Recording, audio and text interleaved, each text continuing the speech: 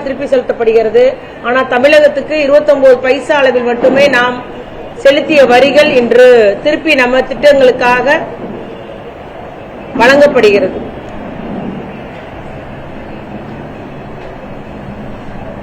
ஆகவே இந்த மாதிரி தொடர்ச்சியாக தமிழகத்தை வஞ்சிக்கும் நிலையில் உள்ள ஒன்றிய அரசு கடந்த நாடாளுமன்ற தேர்தல் பிரச்சாரத்தின் போதும் மகளிர் இடஒதுக்கீடு செய்த அந்த விவாதத்தின் போதும் மக்கள் தொகை அடிப்படையில் நாடாளுமன்ற தொகுதிகள் மறுவரைவு செய்யப்பட்ட பின்பு இந்த சட்டங்கள்லாம் நிறைவேற்றப்படும் என்று பேசியுள்ளார்கள். இந்த முறை நாடாளுமன்றத்தில் மகளிர் இடஒதுக்கீடு பற்றிய விவாதத்தின் போதும் நம்முடைய மாண்புமிகு உள்துறை அமைச்சர் அவர்கள் அந்த கருத்தை தெரிவித்துள்ளார்கள். மக்கள் தொகை அடிப்படையில் மறுவரை செய்யப்பட்ட பின் என்று பேசியுள்ளார்கள். ஆகவே இது நமக்கு பேராபத்தை விளைவிக்கும்.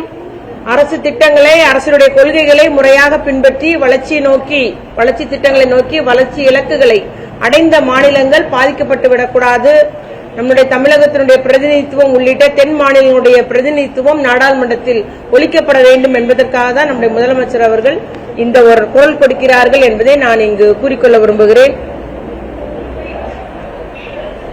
தற்போது மக்களவையில் 23.74% உள்ள தென்னிந்தியாவினுடைய பிரதிநிதித்துவம் மக்கள் தொகை அடிப்படையில்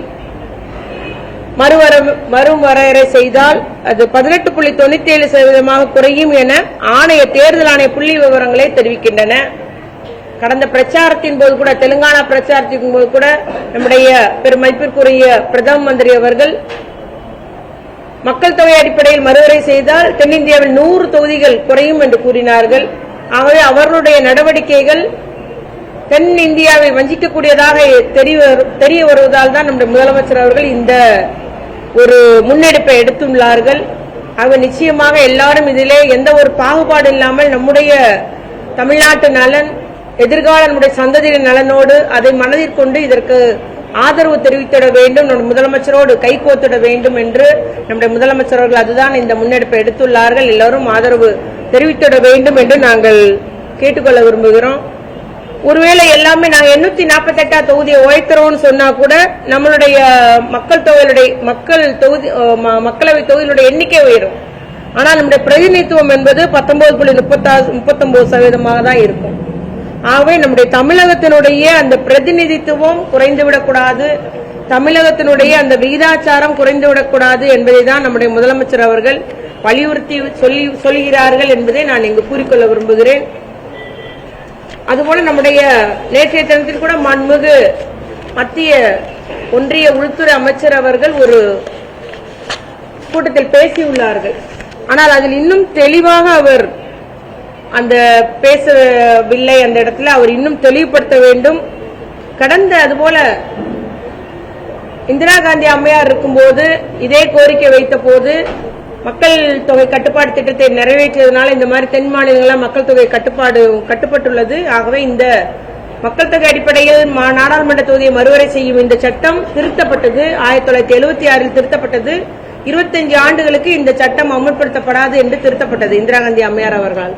பின்பு 2001ஆம் ஆண்டு நம்முடைய வாஜ்பாய் அவர்கள் தலைமையில் இந்த ஆட்சி இருந்த போது, தேசிய கூட்டணி ஆட்சியில் இருக்கும் போதும் ஒரு சட்ட திருத்தம் கொண்டு வரப்பட்டது.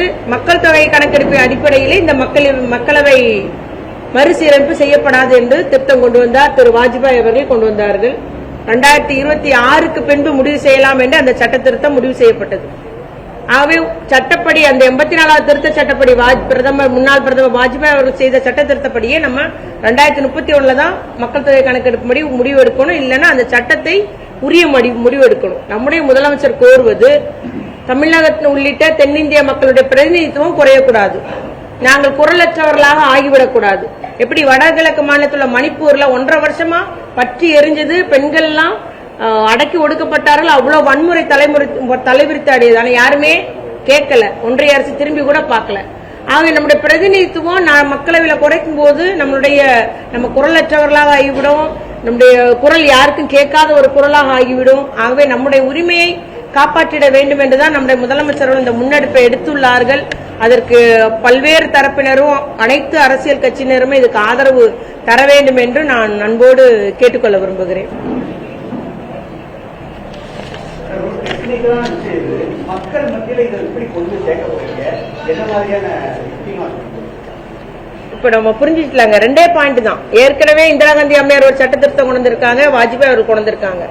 எதுக்கு கொண்டு வந்தாங்கன்னா தமிழகத்தை உள்ளிட்ட தென்னிந்தியாவோட பிரதிநிதித்துவம் குறைக்க கூடாது. ஆகவே அதே போல ஒரு முடிவு எடுங்கன்னு தான் நம்ம ஒன்றிய அரசை கேட்கிறோம்.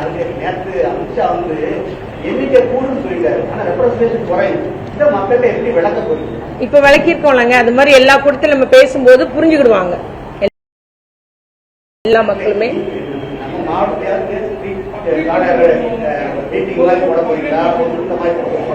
இல்ல எல்லா தரப்புலயும், அதாவது எப்படி நம்ம நீட்டை பத்தி சொன்னோம் இல்லையா, இப்போ குஜராத்தா இருந்தாலும் சரி, உத்தரப்பிரதேசம் ஒரே ஒரு லாங்குவேஜ் அவங்க வச்சிருக்கிறாங்க, ஹிந்தி மட்டும்தான் அவங்க புழக்கத்துல இருக்கு. அவங்களுடைய தாய்மொழி எல்லாம் வழக்கத்துல இல்ல, பேசப்படல, அழிந்து போன மாதிரி தான். இப்ப நம்மள மட்டும் 3 மொழின்றாங்க. அதனால எல்லாமே நம்ம மக்களை சந்திப்போம் இல்லையா, தெருமுனை பிரச்சாரங்களும் திண்ணை பிரச்சாரங்கள் மூலம் நம்முடைய வீடுகள் தோறும் நோட்டீஸ் கொடுப்பது மூலம் மக்களை சந்திக்கும் போது இது என்னுடைய மறைமுகமாக தமிழகத்தை வஞ்சிக்கும் நிலையில் உள்ள இந்த ஒன்றிய அரசினுடைய நிலைப்பாட்டை நம்ம எடுத்து கூறுவோம்.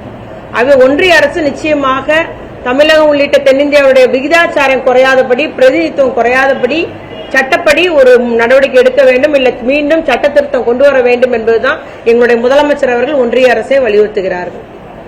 அதுதான் நாங்க கோரிக்கையை கேட்கிறோம், செய்யுங்க, எங்க உரிமையை பாதுகாங்க.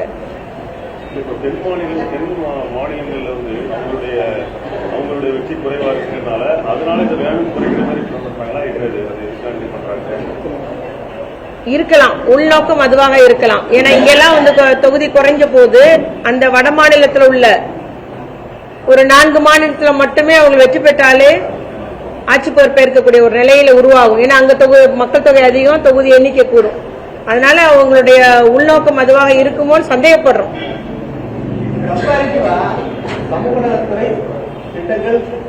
நமக்கு நம்ம பாப்புலேஷன் நமக்கு எந்த அளவுக்கு பெனிஃபிட் கொடுத்ததோ அந்த அளவுக்கு கம்பேரிட்டிவா அந்த நார்தன் ஸ்டேட்ஸ், அதாவது அதிகமான மக்கள் தொகை கட்டுப்படுத்த திட்டத்தை செயல்படுத்த இவங்களுக்கு எப்படி இருந்து ஒரு பிக்சர் கொடுக்க முடியுமா? நமக்கும் அவங்களுக்கு கம்பேரிட்டிவா சமூக நலத்துறை மட்டும். ஏன்னா பெரும்பாலும் மக்கள் நேரடியாக பாதிக்கிற விஷயங்கள் சமூக நலத்துறை திட்டங்கள் தான். இப்ப நமக்கு சமூக நலத்துக்கு நம்ம உயர்ந்த நிலையில இருக்கும். வேணா எடுத்து தரோங்க, கையில இல்ல. நான் உங்களுக்கு உத்தரப்பிரதேசம், பீகார் உள்ள மாநிலங்கள் எடுத்துறோம். ஏன்னா இவ்வளவு மருத்துவத்துல வளர்ச்சி அடைஞ்சிருக்கும். சென்னை மருத்துவ கேபிட்டல்னு இருக்கிறோம். வெளிநாட்டுக்காரங்க எல்லாம் இங்க சிகிச்சை எடுக்க வர்றாங்க. ஆனா இன்னும் மாட்டு மூத்திரம் குடிச்சா காய்ச்சல் போயிருன்னு சொல்றவங்ககிட்ட நீங்க என்ன பண்ண சொல்றீங்க? என்ன சமூக முன்னேற்றம் ஏற்பட்டிருக்குன்னு தெரியல இல்லையா? அதனால நம்ம இன்னும் விழிப்புணர்வு உண்டாக்கணும். அவங்களாம் இன்னும் விழிப்புணர்வு உண்டாக்கணும், கல்வி வளர்ச்சி உண்டாகணும். வட இந்தியாவில் சமூக விழிப்புணர்வு இன்னும் உண்டாக்கப்பட வேண்டும் அப்படின்றதுதான் என்னுடைய. ஓகேங்க, நன்றி.